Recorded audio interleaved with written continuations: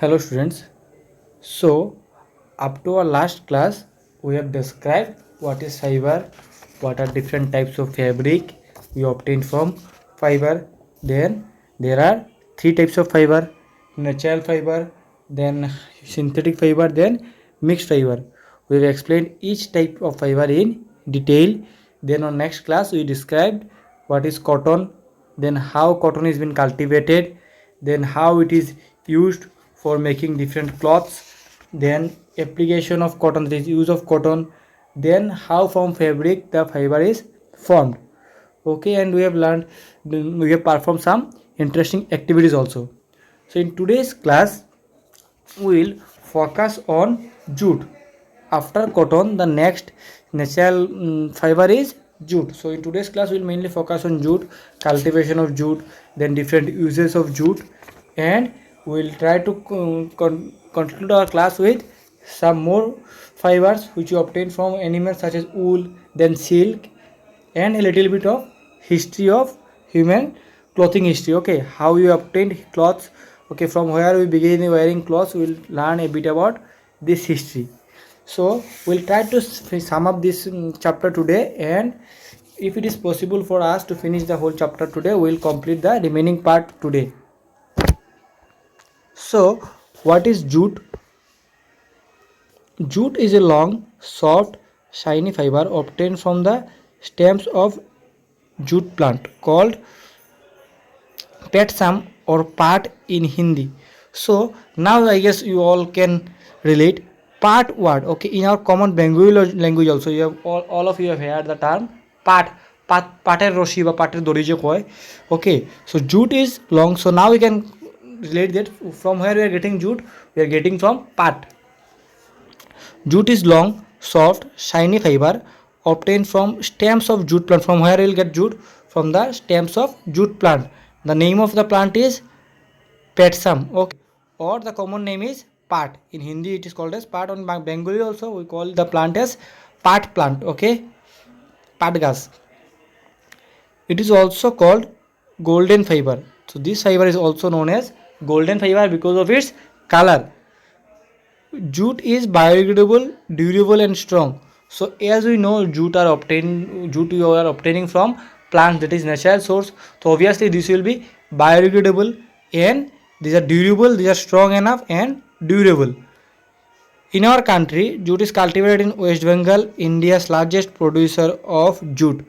Assam, Bihar, in the low-lying areas around the river Ganga and river Brahmaputra. So in India, that is in our country, what are the major places where this jute is cultivated? The first is West Bengal. West Bengal is India's largest producer of jute. So in India, in West Bengal, you will get the maximum jute. They produce the maximum amount of jute. Then comes Assam, then Bihar, and in the low-lying areas around the Ganga river Ganga, and our river Brahmaputra of Assam will also get this jute cultivation. What it needs for growth? It needs a well-drained, fertile soil like alluvial soil. Okay, alluvial soil. So it needs a soil which is fertile. That means in which growth of plant is suitable. Okay, for cultivating any plants we need a good soil which is fertile. So for cultivating this jute also we need a well-drained, fertile soil. Well-drained means in which movement of water is possible. Okay. Jute cultivation needs hot and humid climate and high rainfall during the growing period. Okay, what are other requirements for them? Their growth, they need a hot and humid climate. The climate should be hot, along with hot it should have humidity in the climate. Okay, then it also need rainfall during the growing period. For example, if you consider our rice plant need water. From where it get water? From the rainfall. So this jute plant also they need water for their growth, and the water they will get from rain. Okay, so the water is also coming from the natural source itself. India is the largest producer of jute products in the world, followed by Bangladesh. So in all over world, India is the largest producer of jute. Remember this point. And the second is Bangladesh. So if the question comes in the whole universe or whole world, which country is the largest producer of jute? You can answer this. India is the largest producer of jute products in the world, followed by the Bangladesh. The second is Bangladesh. About 85% of the world jute cultivation is concentrated in the Sundarban Delta in India, West Bengal and Bangladesh. So they are giving the data as about 85% of the world jute cultivation. See how much total we know in every, there are 100% total, out of 100, 85 and 15. Okay, so this is the biggest part. 85% of the world jute cultivation, not only in India, all over world 85% is cultivated in the Sundarban Delta in India. Sundarban is found in West Bengal, Calcutta. Okay, and Bangladesh. In Bangladesh also jute is cultivated in large scale, and the remaining 15% is found on the other regions such as your Assam, Bihar, then on the banks of Brahmaputra and other countries. But India is the largest producer, and in India, Sundarban Delta is having the highest cultivation of this jute plant. It is about 85%. Next is cultivation of jute. That means how this jute is cultivated. The seeds are sown in March or April. It is a rainy season crop. So the first point they are saying is the seeds are sown in the month of March or April. That means it is now just now it is May month. That means just 1 or 2 months back they have sown the jute seeds. Okay, and it is a rainy season crop. So now it is rainy season. So in this season this seed grows. So for cultivation of jute, first we need to sow the seeds on the month of March or April, and it needs rain for its growth. Next point is jute plant grows 6 to 12 feet in height. So their height is 6 to 12 feet. When they will grow properly, they will have all necessary water and fertile soil. Their growth will become 6 to 12 feet in height. Okay, it bears yellow flowers. The flower of jute plant will be yellow in color. The plants are cut during the following stage. Okay,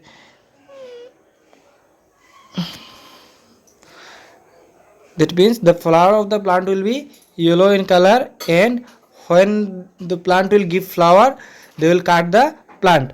That is the harvesting time will be when the plant will give flower. That means they are saying as flowering stage is the time when the plant they will cut the plant. It is because good quality jute is obtained from its young stem. So why they are cutting the plant in the young stage? It means when the flower is just developed, just the flower is developed. So because we know that whenever the plant will be in young stage, that means the stem will be young, from the young stem only good quality jute can be obtained, not from the mature one.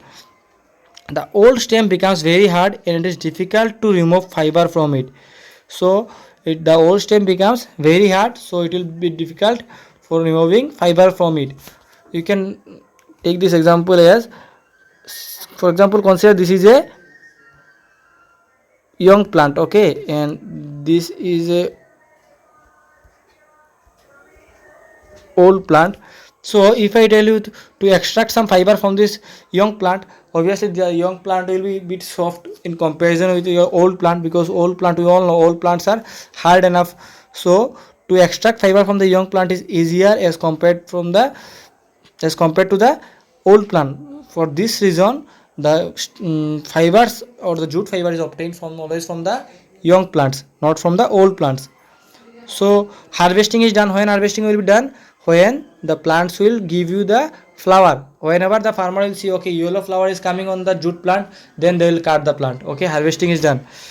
After harvesting, the stalks of the plant are tied into bundles and left in stagnant water pond for about 20 days.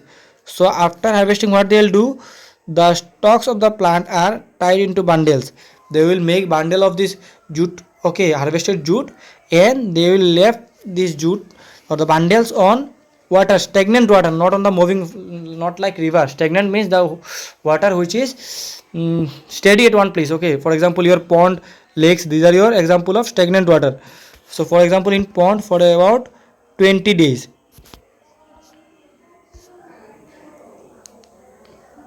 The next is bacteria grow in the stagnant water. Okay, the sticky matter that holds the fibers in the inner part of the stem is eaten away by bacteria. This process is called retting. So here comes the involvement of microorganisms.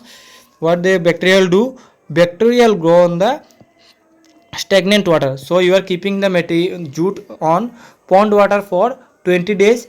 During these 20 days, what will happen? Bacteria will grow on the water, and the sticky matter that hold the fiber in the inner part of the stem. Inside stem, for example, if this is a stem, inner side there will be many fibers like this. So what will do? In to take or to collect all this fiber, the bacteria will eat the this connecting material. For example, to collect two thread you need a glue in between them. So in plants also there will be some glue like material or gum like or gel like material inside the fibers. So the bacteria will eat this gum like material, and all your fibers will become separated. Okay, then you can separate your fibers from the stem easily. So this process of separating fiber with the help of bacteria is known as retting process. RATT, retting. The next is when the stem rot, the fibers are separated by hands. So once the bacteria will separate your fibers, so it is not easy for you to separate the fibers using your hand. Then the next step is the fibers are obtained and dried in the sun and tied into small bundles. These bundles are sent to the mills. So after separating by hand, these are now dried in sun, because these are in water from 20 days. Now it need to be dried. So now the farmer will dry this in hot sun, and they will tie this into small bundles, and they will send this into mills. They are then spun and woven into textiles at the mills. Okay, this step is similar as your cotton. After this, what they will do in the industries, they will spun it and they will oven it, and they will send it to the different textile industries for making different clothes. So this is the overall process of cultivation of jute. Now we have one activity. Collect samples of different fibers like cotton, wool, jute, silk, nylon and terylene. Observe them carefully and note down your observation on the following criteria such as light or heavy, smooth or coarse, shiny or dull appearance. So you have to perform this activity at home. You need to collect cotton cloth, then wool, then jute, silk, nylon and terylene, and you have to check the following properties. For example, whether it is, for example, cotton, whether cotton is light or heavy, or next is whether it is smooth or coarse. Then the third one is whether it is shiny or dull appearance. So you need to make box like this, and you have to write character for all. For example, it is your A, B, C, and it is your cotton. So you all know cotton is light. A answer is light for cotton. Then cotton is smooth, and cotton will have a dull appearance. In this way, you need to, for after cotton you have to write for wool. So in this way you have to perform this activity. You do this in your home and show me before today evening. And the next activity is to observe the effect of burning on different cloth material. So no need to perform this experiment because burning is a difficult thing. Just you read this experiment, how you will perform the experiment. This is very simple. You need to take different type of cloth similar to the previous activity, and you have to burn all this in flame, and you need to check the burning activity, how this materials burns. Then comes use of jute. Now we know what is jute, then how it is cultivated. So what is the use of jute? The first is jute is one of the most important fiber after cotton. It is used for making gunny bags or sacks. Okay, this gunny bags, you all know, you have seen this type of bag. So this type of bags are made from jute, and these are known as gunny bag. And after cotton, jute is one of the most important fiber which is used by humans. High quality jute is woven into curtains, okay, then carpets, chair covering, and packaging for linoleum. So these are some other use where these are used for making carpets, chair covering, packaging of some material. These are used. Then shopping bags, table mats, then jute baskets and jewelry are also made from jute. So shopping bags, tablets, table mats, then jute basket. These are other examples which are made from jute. Jute bags are also extensively used in packing cereals like wheat, jowar, and maize. So you have seen that for packing rice, wheat, jute bag is used. So these are the most extensive. These are the most extensive use of jute. So far we have learned cotton and jute in detail. So in your class 6 the main focus is on plant fibers, and now we'll learn in brief about some animal fibers. In next class, this class 7, we will have this in detail. So in animal fiber we have wool. We all know we obtained wool from the fleece of sheep. What is fleece? Sheep have two kind of hair in their body. Okay, so these two kind of hair constitute the fleece. Together these two kind of hair is known as fleece. So wool is obtained from the fleece. There is a hair of sheep or goats. Removing of fleece from the sheep is called shearing. So what is shearing? Removing of fleece, that is removing of hair from the body of sheep, is called shearing. The process by which you remove the hairs from the body of sheep. After shearing, the wool is cleaned and then combed by a machine. So after the wool, after the hairs are removed from the body of sheep, what will do? There will be some machine or steel comb using which the wool is cleaned. Thereafter, the wool is spun into fibers that are then knitted to make woolen cloths either by hand or by machine. So after this clearing of the wool by machine, what they will do? They will spin this into fibers. From the wool, they will make the fiber. From wool, they will make the fiber. They will spoon into fibers and that are then cleaned to make oven. So then what they'll do, now the wool are prepared. Okay, wool are ready. Now they will sell it, and different person or different industry will use this for making different clothes. So clothes can be made, clothes which are made from wool can be made by using machines or by hand. For example, sweaters are made by using hand or machines also. Then the next type of animal fiber is silk.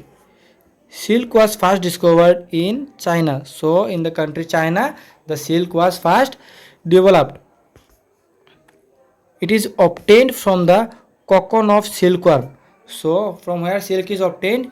It is obtained from the cocoon of silkworm. Each silkworm spins a thread up to 800 meter long to make a cocoon. Remember this point. Each silkworm spins a thread up to 800 meter long to make a cocoon. So in a cocoon we will get around 800 meter long thread of silk. The cocoon is boiled in water to kill the worm. So as I told, or as in the book they have told, that the silk is obtained from the silkworm. That means there will be a worm. So how we will remove this worm? The cocoon, this whole cocoon will be boiled in water. After boiling, what will happen? The worm will be killed. It is then unwound to get silk fiber. So after killing the worm, what will do? People will remove this silk and they will throw out the worm from it. The rearing of silkworm for production of silk is called sericulture. So in our Assam, we have a famous sericulture institute at Jorhat. So what is sericulture? People who in case of worm you cannot say cultivate. People who look after this worm, or people who manage or rear these things at home for commercial purpose. This process of rearing of silkworm is known as sericulture. Okay. Now we have history of clothing material. Okay, we'll cover this topic in the next class. Up to this class, we have explained what are different plant fibers and in brief about two animal fibers. These are wool and silk. In the next class, we will describe history of clothing material. So this is for today. Thank you. Now you can ask your doubts.